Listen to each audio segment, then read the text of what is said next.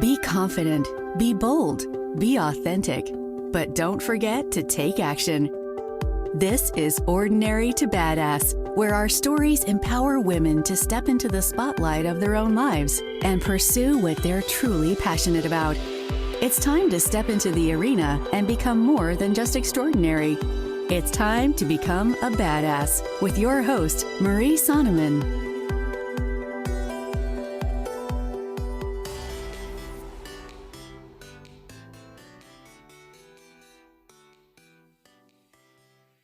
Welcome to Ordinary to Badass, episode number 129.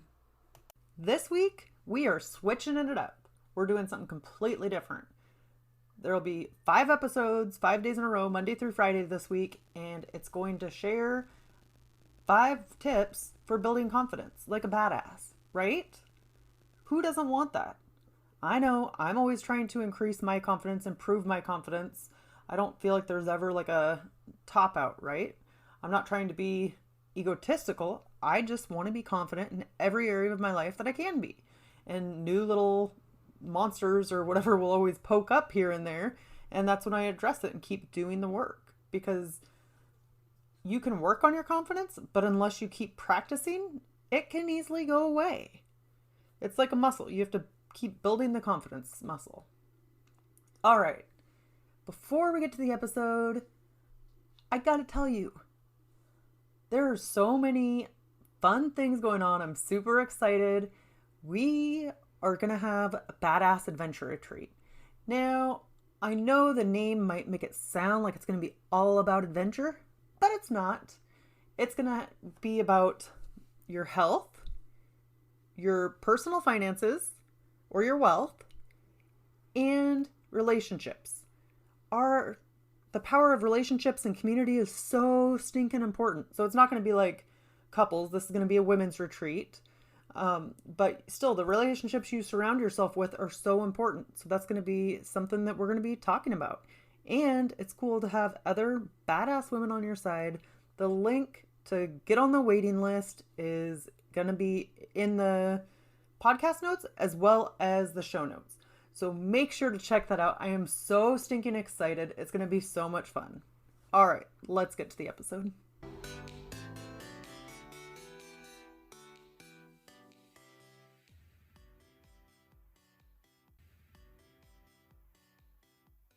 All right, welcome to day 3.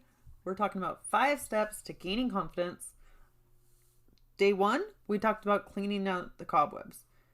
We can't move forward without dealing with the past and things that have caused us anxiety, anger, just caused inner problems or blocks for us. Number 2, do hard things. Take on a challenge in one area of your life that'll help build confidence in other areas of life. When you're doing something hard, it helps you to realize that you are strong and you can overcome and do hard things. Today, number 3, we are talking about embracing failure. We're going to learn how to reframe so-called failure so we can learn from it and move on or just pivot. All right. How do you feel about failure? I, for most of my life, freaking hated it. I tried to avoid failure at all costs, and anytime that I failed, I would beat myself up. I would tell myself how stupid I was or incompetent or I shouldn't have been doing that or a moron. I should have figured it out, should have done it better. And nobody else makes these kind of mistakes. It's only Marie. That's what was going through my head. And it got so bad. I couldn't make a decision on my own. Anytime I made the slightest mistake, I was all over myself and I was like, you messed up. You really did it this time. How are you going to come back from that? So-and-so wouldn't have made that mistake. And it tended to get worse and worse. And I would be paralyzed with fear. I've talked about this before, so I know you're familiar. Or you're probably familiar. But when I joined law enforcement, I compared myself to everybody around me. I would always be like, oh, what if I can't do what he does? What if I can't do what that guy does? That one's taller than me. That one's bigger than me. He has more muscles than me. And I lost my confidence because of it. Because I was too worried about what everybody else was doing, what their strengths were, instead of figuring out what my strengths were. And if I had to work harder for something, I just assumed I had to work harder. But I was just so in my head about everything. But once I finally just made it change, like something clicked, then it totally helped me. When I saw other people struggling with the same things that I was, like I saw guys struggling with some of the same things that I was, and this was like after being on for years and years, then I was like, oh wait, I don't want to be that person. I don't want to be the person that's struggling. I want to get this. So how cool would it be if I just kept practicing, just kept learning, even if I fail, even if I suck, until I'm really good? And so I put in extra time, I put in extra effort doing things because I wanted to learn. And it was important to me to get it down, right? To get the hang of things and not feel like I was flailing all the time. But once I had the perspective switch, like, okay, I can just keep trying and I can just keep learning. I'm gonna get better. But like every time I failed and messed up, I didn't feel so crappy about myself. And I think that's the key. To try something new, do something and be committed to doing it, even if you fail, even if you suck. When I started martial arts, oh man, oh gosh, I really, really, really sucked. And I had done sports a lot of my life, so I don't consider myself awkward, right? And even growing up, like my siblings would call me freakishly strong. Maybe it's just stubborn, because I've always been stubborn. I definitely have that stubborn streak. But when I started martial arts, oh man, it was bad. It was so bad. I just couldn't get the concepts, and it just felt so awkward, and I felt so clumsy. And that's the first time I could say that I really felt super clumsy. And they told me, don't be intimidated by this. When you join, like they tell you, don't be intimidated. It might take you a solid 3 months to kind of get the hang of any of this. I think it would be an understatement if I said it took me a year. It felt so long till it didn't feel foreign to me. And guess what? If I would have quit in that first 3 months, I would have just been like, that's not for me. I'm too stupid. I'm too blah, blah, blah. But I didn't quit. And it was amazing. And I love, love, love martial arts. It has a special place in my heart. But I wouldn't know that if I had just quit right away, because I sucked. And I did suck. I was really, really, really bad. So you got to sometimes push past the suck. Let yourself fail without beating yourself up too bad. I mean, don't get me wrong. I felt awkward. I knew I was off. And maybe it helped that they gave me the warning in the first place. But even at that 3-month mark, I was like, man, I'm not getting this. And I thought I was slow or a slow learner. But you know what? It takes however long it takes. We spend so much time comparing ourselves to other people. Who cares where somebody else is at? Where are you at? But just keep doing it. If you have an interest in something, give it some time. So I often think or say, if you're trying something new, give it some time. Don't leave on the first failure. Don't leave on the first try. Actually, give it the proper amount of time to figure it out. And then if you really do not like it, okay, check. You did it. You gave it a shot. But give your time, allow yourself to fail, give yourself time to fail, and be okay with it. It doesn't mean anything about your character if you fail, right? Then maybe you fail. Okay. Some of my biggest lessons that I have ever learned in my life have come from failing.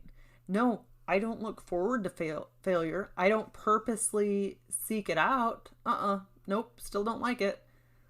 But yet, looking back in hindsight, I'm like, oh, yeah, that taught me a lot. Or I got a lot of confidence from that. I grew a lot from that situation because of the failure. And as much as we hate to hear it, sometimes that failure is teaching you a lesson that will help you going forward. And other times, failure just allows you to pivot. you could be going straight in one direction and then you fail, and then you're like, okay, how can I just sidestep a little bit? How can I turn this just a little bit and tweak it, right? Because you can learn from your failures. If it didn't work out, try it again.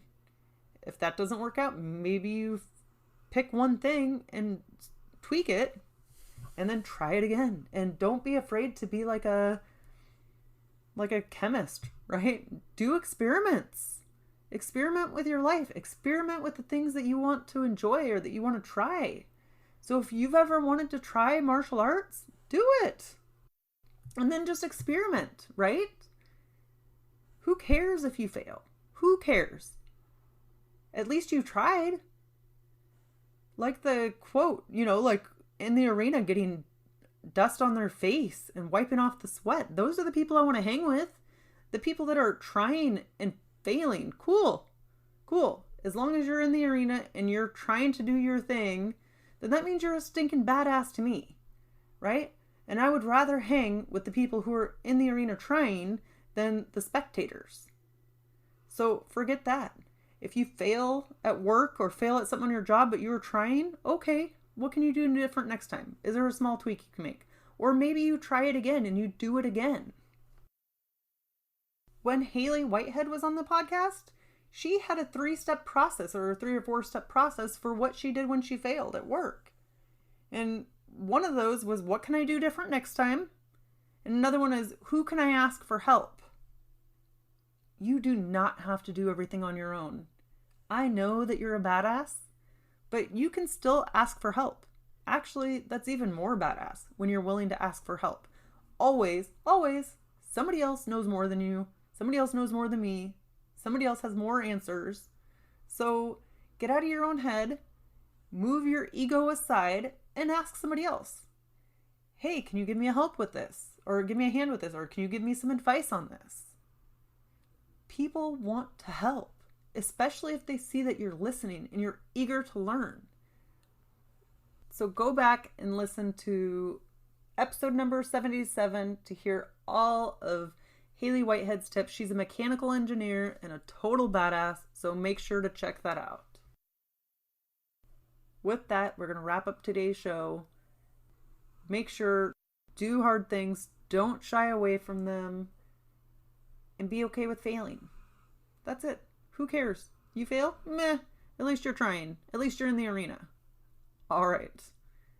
With that, we'll end our show.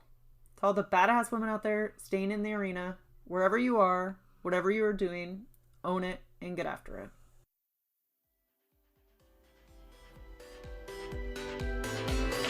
Now that you've listened to this episode of Ordinary to Badass, we want to hear from you.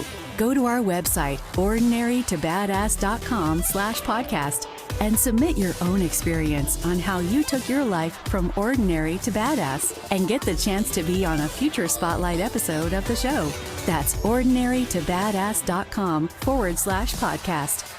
While you're waiting for the next episode of the show, wipe off the sweat, dust off the dirt, and get back in the arena.